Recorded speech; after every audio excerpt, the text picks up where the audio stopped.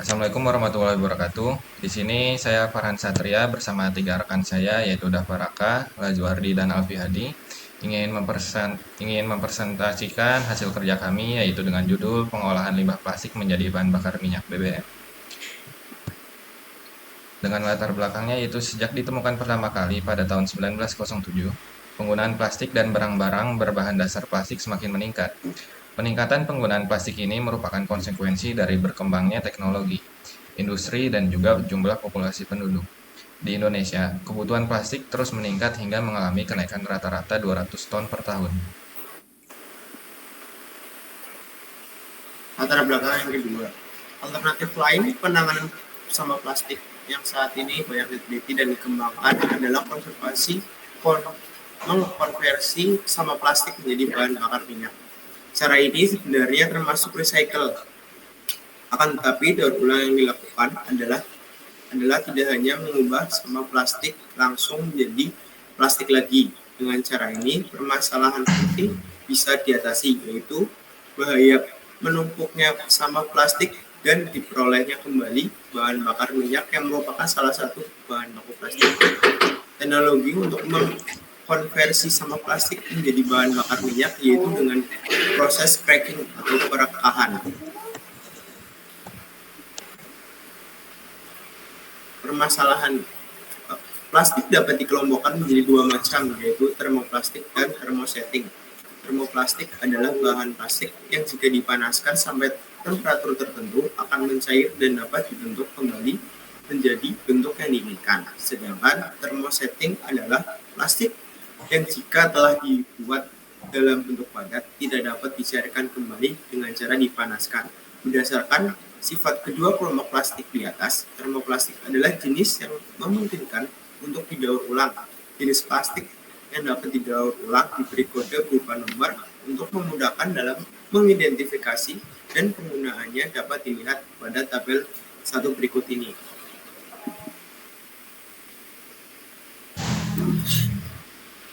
Di sini ada tabel yang berisi jenis plastik dan penggunaannya. Jenis plastik nomor kode 1 adalah PET atau polyethylene terephthalate, ya, yang berguna untuk botol kemasan air mineral, botol minyak goreng, jus, botol sambal, botol obat, dan botol kosmetik. Jenis plastik dengan kode nomor 2 adalah HDPE atau High Density Polyethylene, yang berguna untuk membuat botol obat, cair, deterjen pelumas, dan botol kosmetik.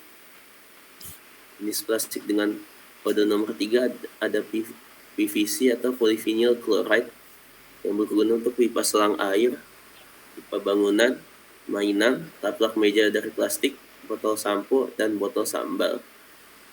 Jenis plastik dengan kode nomor 4 ada LDP atau Low Density Polyethylene, yang berguna untuk kantong kresek, itu plastik pembungkus daging beku, dan berbagai macam plastik tipis lainnya. Jenis plastik dengan kode nomor 5 adalah PP atau polypropylen atau polypropen, yang berguna untuk membuat cup plastik, tutup botol dari plastik, mainan anak, dan margarin.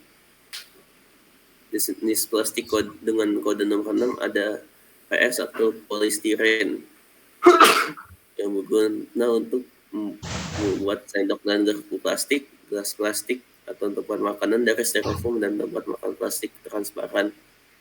Dan jenis plastik dengan kode nomor 7 adalah jenis-jenis plastik lainnya selain dari nomor 1 dan nomor 6, yang berguna untuk membuat botol susu bayi, plastik kemasan, galon air minum, suku cadang mobil, dan sebagainya.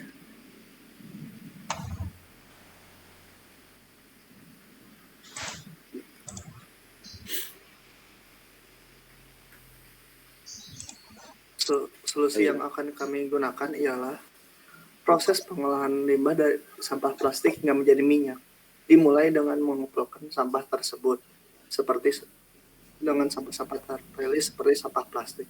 Proses itu dilanjutkan dengan memasukkan plastik tersebut ke dalam mesin penjajah dan dipanaskan dengan suhu yang tidak menentu.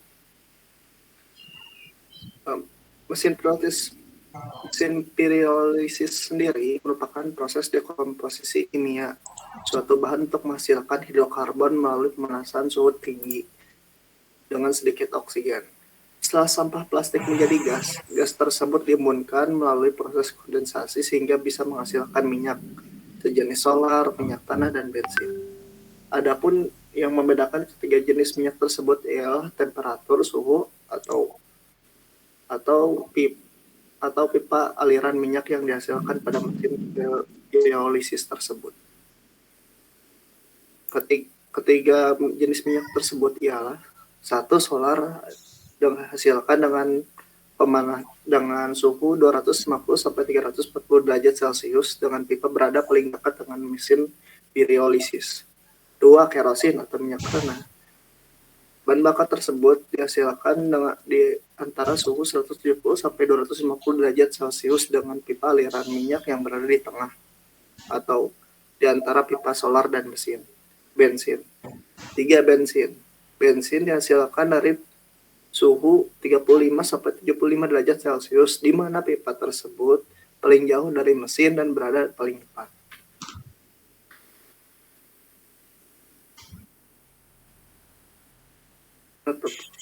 Kesimpulan yang kami kumpulkan ialah proses pengolahan sampah plastik dimulai dari pemilahan sampah plastik, proses pencacahan dalam mesin pencacah, hingga keluarnya hasil pengolahan sampah plastik menjadi cairan sejenis bahan bakar.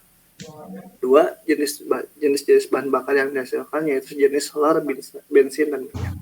Adapun saran yang dapat diambil ialah sebaiknya peran pemerintah kota turut serta dalam pemanfaatan limbah plastik menjadi sejenis bahan bakar dan juga memberi bantuan seperti alat-alat dalam pengolahan limbah.